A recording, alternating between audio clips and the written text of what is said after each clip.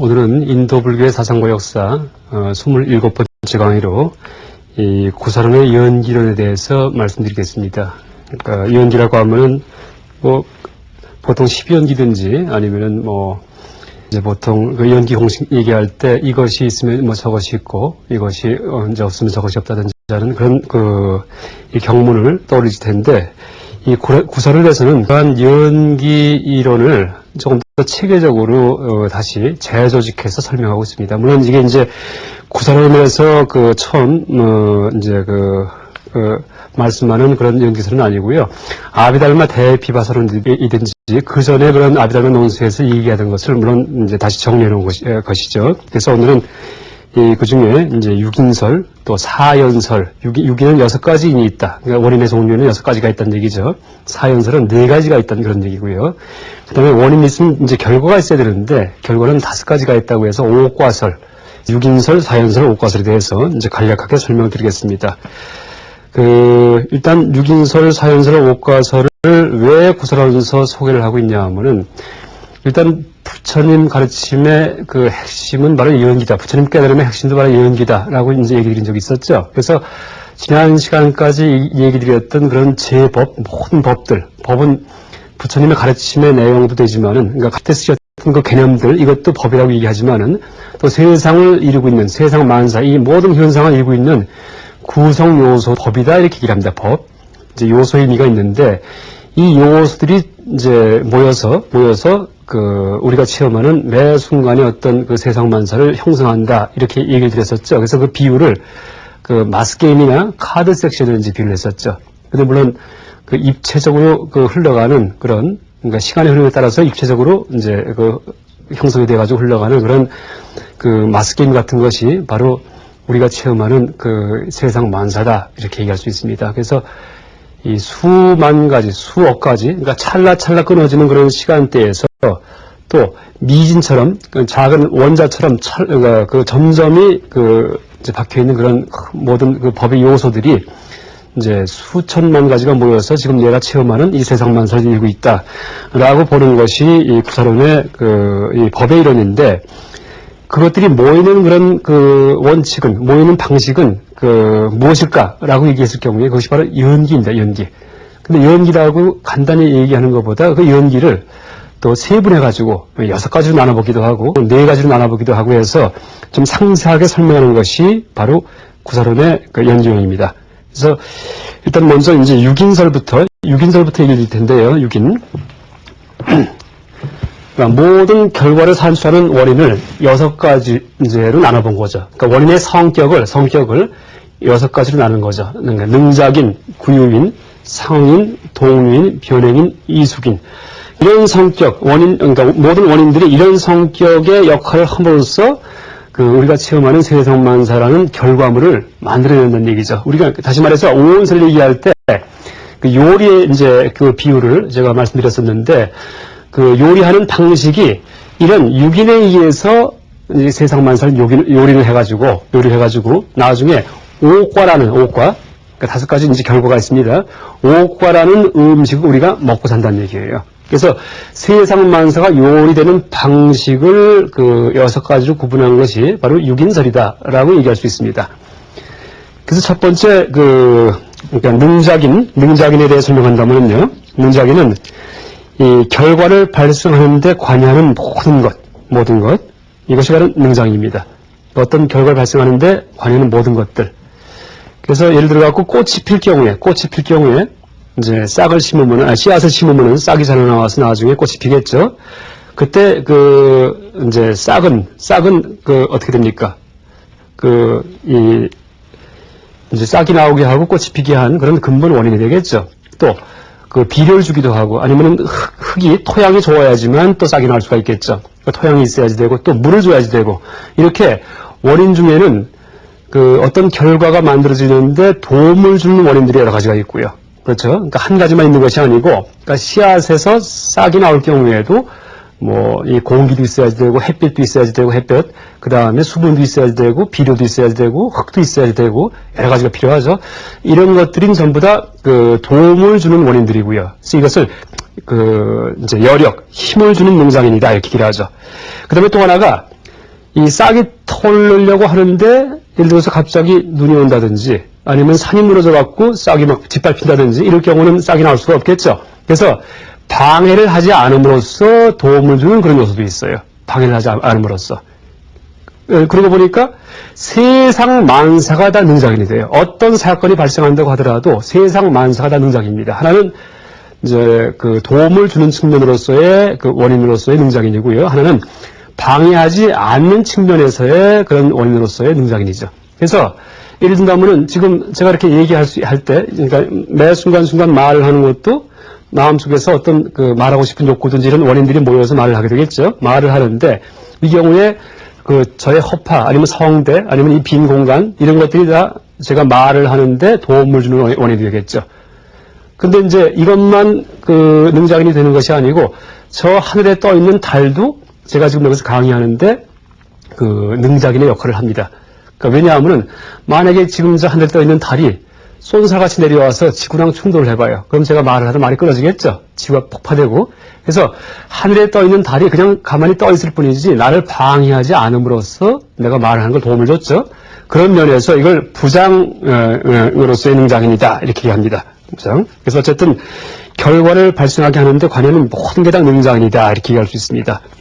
그 다음 두 번째 구유인이 있는데 구유인.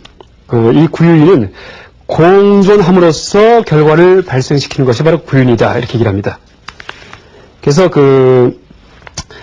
예를 든다면은 지난 시간에 심왕과 심소를 얘기 드렸죠. 심왕은 심법, 그러니까 5275법에서 심왕은 안, 이, 비, 설, 신, 의, 여기에 식자가 붙은 거죠. 안식, 이식 같은. 이게 이제 심왕이고, 그 심소는 그런 심왕의 큰 영역 하에서 작용하는 그 심리작용들, 작은 심리작용들이죠. 그래서 예를 들어서 내가 맛있는 어떤 그 음식을 봤을 경우에 먹고 싶은 욕망이 나오죠. 그때 봤다는 그런 측면은 심왕이 작용을 한 거예요. 눈으로 봤기 때문에. 그 다음에 또 보기만 하고서 그냥 관둔 게 아니고 보고 나서 의식 속에서 아 저것은 맛있는 과일이구나 하는 생각이 떠올랐겠죠. 이때는 심왕 중에 의식이라는 심왕이 또 작용을 했죠. 그래서 안식이라는 심왕과 의식이라는 심왕 마음이 작용을 하고 그 다음에 세부적인 마음 중에는 탐심 같은 거 먹고 싶구나 하는 그런 욕심 그 다음에 의욕, 욕 같은 거 욕구 그 다음에 자의, 먹어야 되겠다든지 이런 세부적인 심소가 작용을 하죠. 또 이 사과를 보려면은 느낌이 있어야 되죠. 느낌. 그죠? 좋은 느낌이 든다든지 또 사과라는 개념 사과라고 알아야 되겠죠. 그러니까 수상 이런 것들도 작용을 하고요. 그래서 수십 가지 심리 요소와 그러니까 심소죠. 그 다음에 안식과 그 다음에 의식이라는 그런 큰 심리, 그러니까 심왕이죠. 이것들이 작용을 해가지고서 이제 사과를 바라보고서 먹고 싶은 욕망을 내게 되는데, 이제 구유인을 얘기 드린다면은, 이때 심왕과 심소의 관계가 바로 구유인의 관계다. 이렇게 얘기합니다. 심왕과 심소. 그러니까 예를 든다면은, 그러니까 눈으로 볼 때 심왕. 그러니까 눈으로 보는 게 이제 심왕이에요. 안식이라는 심왕이고요. 마음 중에 왕. 큰 굵은 거죠. 그 다음에 먹고 싶구나 하는 심소. 이것이 잘라질 수가 없어요. 같이 공존하면서 작용을 하고 있어요. 그래서 구유, 함께 존재하는 일이다. 이렇게 얘기를 하죠. 그래서 구유이다. 그 다음에 또 예를 든다면은, 심왕과, 우리 마음과, 이제, 유의법의 사상을 그때 얘기했었는데, 어디 나와 있었냐면은, 5275법을 얘기할 때, 심불상응 행법을 얘기할 때, 생주이멸 이렇게 얘기를 했죠. 모든 유의법은 생겼다가, 머물렀다가, 괴멸되다가 사라진다 이렇게 얘기를 했죠. 생주이멸은 반드시 우리 심왕과 수반되어 있어요. 그러니까 안식도 내가 눈으로 보는 것도 이게 영원하지가 않아요. 얼마 지나면은 다른 데를 보면은 안식이 바뀌는 거죠. 그렇죠? 그 다음에 눈을 감으면 안식이 사라지고요. 이렇듯이 눈을 뜨면은 안식이 생하는 거고, 보고 있을 때는 주하는 거고, 감는 순간에 이 달라지는 거고, 그 다음에 눈을 감아버리면 멸하는 거죠. 그래서 안식도 생주이멸하죠. 그래서 안식과 생주이멸이라는 불상행법, 이것도 구유인이다, 이렇게 얘기하죠. 구유인, 함께 존재하면서 역할하는, 이제 그런 인이다, 이렇게 얘기하죠. 또 이것만이 아니고, 보통, 색법, 색은 물질인데, 물질은 이 불교에서 지수, 화풍, 사대로 이루어져 있다, 얘기하죠. 지수, 화풍, 사대. 그래서 지수, 화풍, 사대는 일단 지대. 그러니까 대자는 요소라는 뜻입니다. 요소. 물질의 요소 중에 지는 딱딱한 거, 수는 이제 축축한 거, 혹은 응결시키는 거. 그 다음에 화는 더운 거, 열성. 그 다음에 풍은 움직임, 이렇게 얘기를 드렸는데, 세상 만물, 눈에 보이는 물질, 혹은 만져지는 물질들은 전부 다 이렇게 지수화풍 4대가 어느 정도 배합이 돼가지고 이루어진 것이다. 이렇게 얘기를 하죠. 그래서 출렁이는 물일 경우에도 여기에 수대, 물만 있는 것이 아니고 화대, 지대도 있고 화대도 있고 풍대도 다 있습니다. 출렁이는 물일 경우에 물이 어느 정도 이제 점착력을 갖고 있죠. 기름일 경우에는 덜 출렁이고, 물일 경우에는 좀 찰랑찰랑거리고, 그 다음에 수은 같은 경우는 굉장히 딱딱하죠. 수은 같은 경우는 액체지만은. 그러니까 견고한 성질도 액체에 따라서 다 차이가 있어요. 견고성 자체가 바로 지대고요. 물에서. 그 다음에 화대는 물을 아무리 차가운 물이라고 하더라도 얼음을 만지다가 물을 이렇게 만지면 따뜻하죠. 그렇듯이 온도가 있어, 온도. 이게 이제 바로 화대, 불화자, 화대다 이렇게 얘기할 수 있죠. 그 다음에 출렁이는 그런 움직임, 이것이 바로 풍대다 이렇게 얘기할 수 있죠. 근데 그 중에서 물일 경우에는 수대가 가장 많기 때문에 응결성이든지 어떤 습성, 이것이 가장 많기 때문에 물이다 이렇게 이름을 붙인 거죠. 불이라고 하더라도 이제 불길에도 그게 지수화풍 4대가 다 있습니다. 지수화풍. 그러니까 불길이 막 타오를 때 빨갛게 색깔 나오는 이유가 왜 그래요? 작은 탄소알갱이가 달궈져서 그런 거예요. 그것만큼의 딱딱한 성질이 있겠죠? 이게 지대죠, 지. 수대는 불길에 윤곽 잡히는 거, 응결성이죠. 그러니까 윤곽을 잡아주죠. 그 다음에 화대는 뜨거운 성질, 풍대는 불길이 너울거리는 거. 그래서 이 불이라고 하더라도 지수화풍 4대가 다 있고, 물에도 지수화풍 4대가 다 있고, 모든 세상에 있는 물질은 다 지수화풍 4대에 의해서 조합에 의해서 이루어져 있죠. 이때 지수화풍 각각의 관계가 바로 구유인이다 이렇게 얘기를 합니다. 그러니까 공존함으로써 하나의 결과물을 만들어내는 거죠. 물이다, 불이다, 아니면 돌이다, 아니면 책상이다 이렇게. 이게 이제 공존함으로써 결과를 만들어내는 그런 인으로서의 구유인이고요.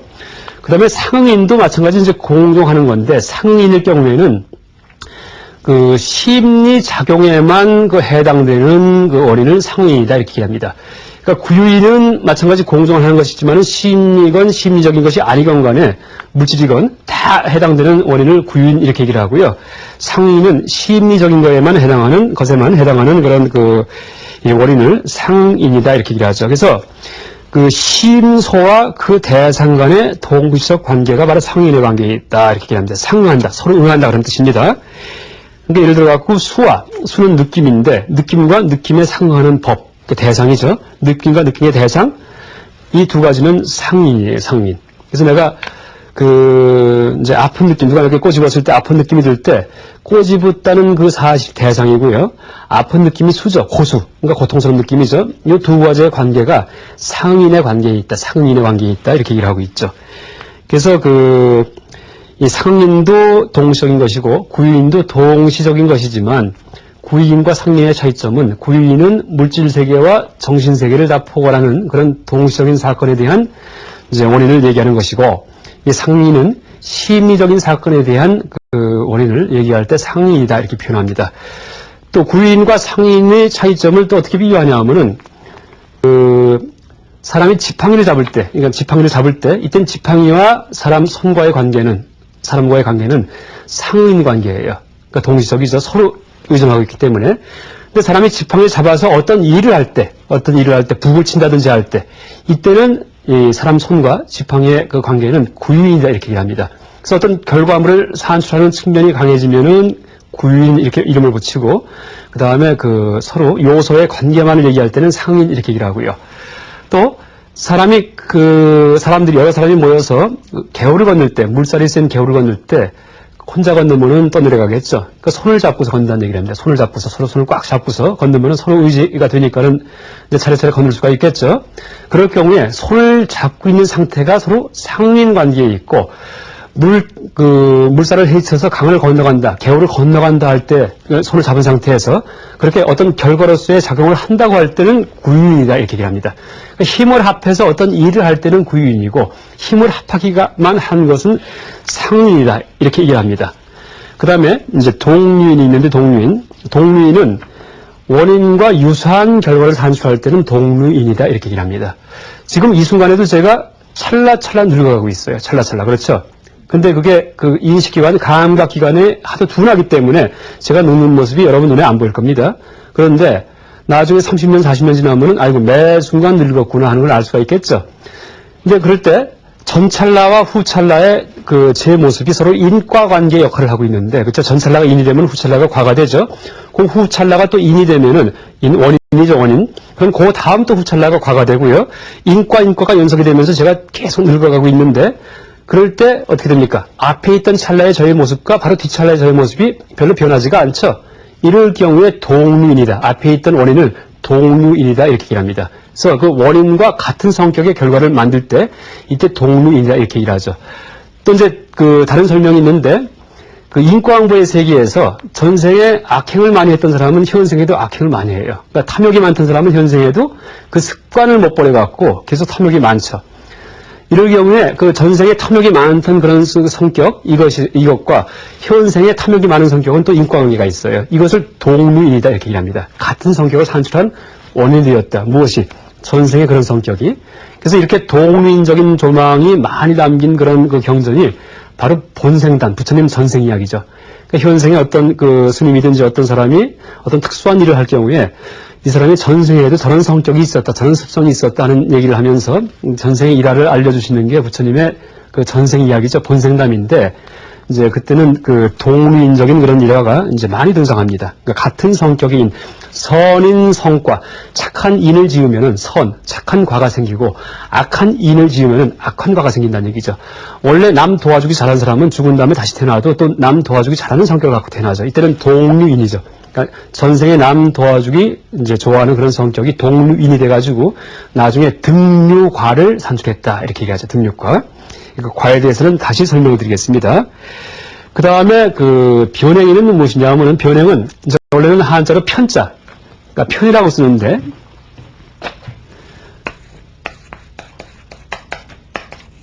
이렇게 쓰는데 불교에서 이 편자를 보통 관습적으로 변으로 읽습니다. 변으로다가. 변자는 이 두루변자죠. 그러니까 두루편자. 그러니까 두루하는 인이다 이런 얘기죠. 두루하는 인이다. 그러니까 세상 만사에 두루하는 인이다. 두루 관계하는 인이다 이런 얘기인데, 그러니까 지금 여기서 서 있는 저든지 아니면 지금 TV 시청하시는 여러분이든지 다 마음속에 아직 깨닫지 못했기 때문에 어떤 번뇌가 있어요.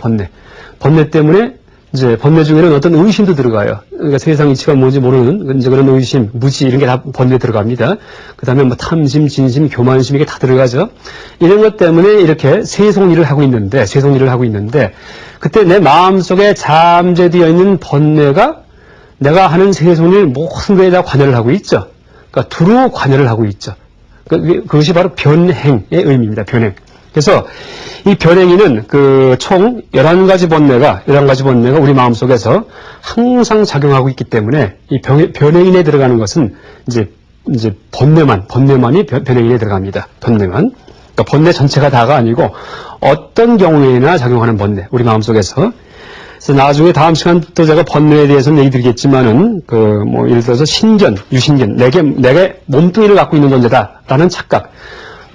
보통 내가 몸을 갖고 있다는 생각은 누구든지 당연하게 생각하는데 불교에서는 유신견, 있을 유자에다가 몸신자를 쓰는 유신견을 큰 착각이다 이렇게 얘기를 합니다. 그래서 내가 몸을 갖고 있다는 착각, 일단 변견, 이 몸은 언젠가 죽으면 나는 없어져 버린다. 혹은 죽은 다음에도 동일한 내가 그냥 살아간다는 생각, 이 두 가지는 가변자를 써가지고요. 변견 얘기하는데, 그 다음에 사견, 뭐 인과응보도 없다. 아무리 나쁜 일을 해도 내세에 과보를 안 받는다. 아니면은 양 같은 걸 죽여서 제사 지내면 신한테 그럼 내세에 하늘나라 태난다. 이런 것들, 이거 사견이죠. 잘못된 종교, 잘못된 세계를 갖고 있는 거. 이런 것들. 그 다음에 이제 뭐 계금치견, 그러니까 의심, 문명 이런 것들 여러 가지가 전부 다 변행입니다. 변행인. 우리가 세상을 똑바로 옳게 바라보지 못하기 때문에 잘못된 착각을 갖고 있죠. 그것 때문에 마음속에서 번뇌가 생기죠, 번뇌. 그것 자체가, 착각 자체가 번뇌고요. 그래서 이 현재 행동에 반영이 되죠. 현재 행동이 결과라면은 마음속에 있는 번뇌, 그런 번뇌들 총 11가지가 이 변행인으로서의 원인이 된다. 이렇게 얘기를 할 수 있습니다. 그 다음에 이제 6번째, 이숙인이 있는데, 이숙인. 이자는 다를 이자 씁니다. 다르다 할 때 이자죠. 숙자는 익을 숙자를 씁니다. 익을 숙자. 그러니까 이제 숙은 익을 숙자 쓰고요. 그러니까 숙성하다 할 때 숙자죠. 그래서 다르게 익었다 이런 의미에서 이숙인인데 이것은 원인과 다르게 익은 결과다 이런 뜻입니다. 원인과 다르게 익은 결과, 이숙인. 그래서 이 범어로 빗바까 해도 이렇게 얘기하는데 위자는 다르다는 뜻이고 빠까는 빠찌 해가지고 요리하다, 익히다 이런 뜻입니다. 그래서 다르게 익었다. 익으려면은 시간이 걸리죠. 익으려면은 또 그 처음에 요리할 때는 착한 행동으로 요리하고, 그렇죠? 업을 진 거죠. 혹은 악한 행동으로 이제 업을 져서 요리를 했는데 세상만사를 나중에 결과는 착한 것도 아니고 악한 것도 아닌 것으로 올 경우에 이때 이숙인이다 이렇게 얘기합니다. 그때 지었던 그런 원인을 갖다가 그래서 이 이는 선과 악인데 그 이제 과보 결과는 그 무기, 그러니까 선과 악도 아닌 게 선도 악도 아닌 것이 무기입니다. 이때 이것을 이숙인이다 이렇게 얘기합니다. 이제 왜냐하면은 예를 들어서 현생에 내가 이제 악업을 많이 져가지고 내 생에 뭐 축생이든지 악이 태어나든지 할 수가 있겠죠. 혹은 고통이든지 즐거움을 받든지 할 수가 있겠죠. 그런데 고통과 즐거움은 선입니까 악입니까? 선도 악도 아니에요. 고통과 즐거움은 다 우리가 받는 측면이지 선과 악을 얘기할 때는 다 행위의 측면을 얘기하는 거예요. 내가 짓는 측면. 그렇죠? 그러니까 짓는 것은 선과 악을 행했는데 받는 것은 선악을 행하는 걸 받는 거 아니고 그 고락이라는 이제 그런 그 감속인 걸 이제 받았기 때문에 이숙 다르게 이겼던 얘기죠. 아까 그 동인일 경우에는 선행을 하는 습관, 악행을 하는 습관이 똑같이 익어가지고 선행을 하는 착한 일을 잘하는 그런 사람을 만들든지 악한 일을 잘하는 사람을 만들었기 때문에 동인인데 이숙인일 경우에는 선행 악행이 그 이제 고활악과 같은 그런 그 무기성의 것, 고락은 그 선악이 아닙니다. 받은 거기 때문에 그렇게 이 질을 달리해서 받았기 때문에 이숙 이제 인이다 이렇게 얘기를 합니다. 그래서 이 이제 원인과 다른 질이 다른 그런 결과를 산출시키는 인이 바로 이숙인이다 이렇게 얘기를 하죠.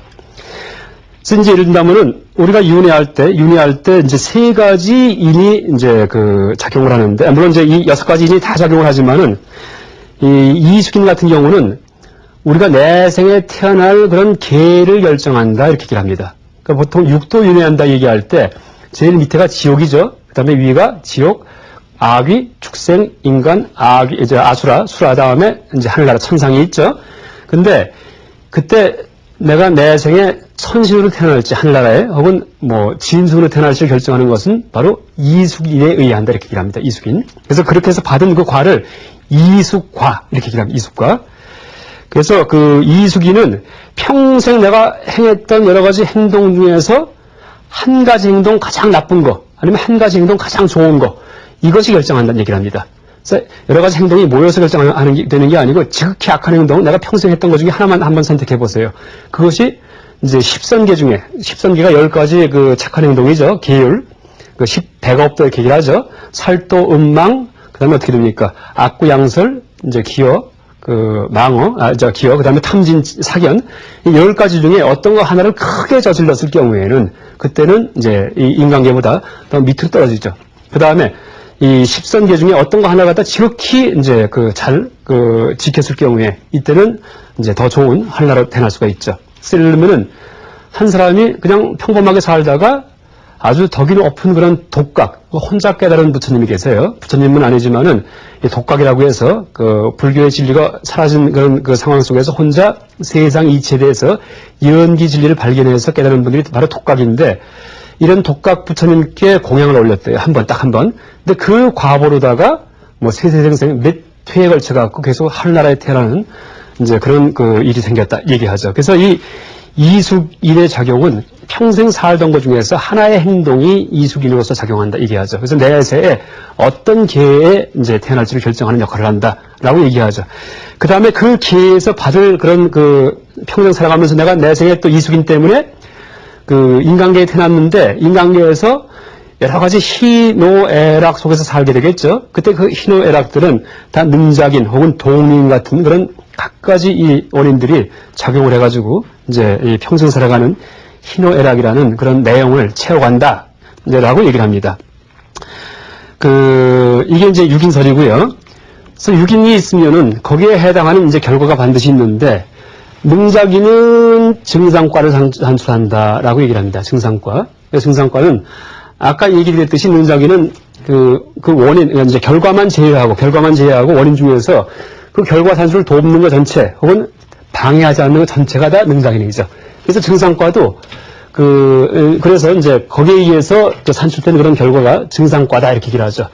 그 다음에 구유인과 상리는 동시적인 어떤 원인이다 이렇게 얘기를 했었죠. 구유인은 심리와 물질 세계를 다 포함한 동시 원인이고 상리는 심리 세계만 적용되는 그런 그 원인이죠.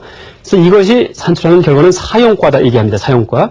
사자는 어떤 선비, 사람이 사용하는 것과 같은 구조를 갖는 그런 결과다 이 얘기죠. 무슨 얘기냐면은 사람이 어떤 그 지팡이를 사용할 경우에는 사용하는 지팡이와 그 사람의 관계는 동시관계예요.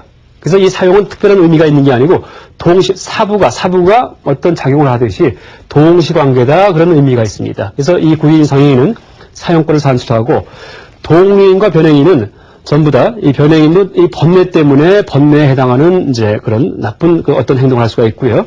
또 동유인은 전생에 그 악한 그런 그 어떤 습성이 있던 사람은 현생에도 악한 사람으로 태어나고 전생에 착한 습성이 있던 사람은 현생에 착하게 태어난다는 그런 흐름이 같은 흐름의 그런 결과를 산출한다라는 의미에서 등류과다 이렇게 얘기를 하죠. 이수기는 다르게 있는 거죠. 그러니까 원인은 그 선악을 지었는데 결과는 이 고락이든지 그죠? 혹은 무기성이든지 그러니까 선악이 아닌 이제 그런 그 고락과 같은 그 다른 성격의 것이기 때문에 이수과다 이렇게 얘기를 하죠. 그래서 이 6인 5과가 서로 작용을 하면서 이 세상만사가 이루어지는데, 이 5과 중에 여기에 포함되지 않는 것이 하나가 이계과라는 게 있습니다. 이계과. 이것은 계를 속박이라는 뜻인데, 속박에서 떠난 과다 이런 얘기죠. 이건 무슨 얘기냐면, 이게 바로 해탈입니다. 해탈. 해탈이라는 결과를 산출할 경우에는, 이런 원인 갖고 되는 것이 아니고, 이 원인 이외의 상태에서, 바깥의 상태에서 그 해탈이라는 결과가 성취되기 때문에, 이 이계과, 5과 중에 5번째 과는 이제 이 앞에 6인과 대비시키지 않습니다. 그래서 이 6인 5과에 의해서 그 제법이 모든 5275법들 이런 것들이 서로 맞물려 가면서 세상만사가 이제 전개된다라고 얘기할 수 있습니다. 오늘은 이 제법과 고사론에서 얘기하는 75법이라는 제법을 상호 연결시키는 그런 그 원리인 6인설과 5과설에 대해서 간략하게 소개드렸습니다. 이상 강의를 마치겠습니다.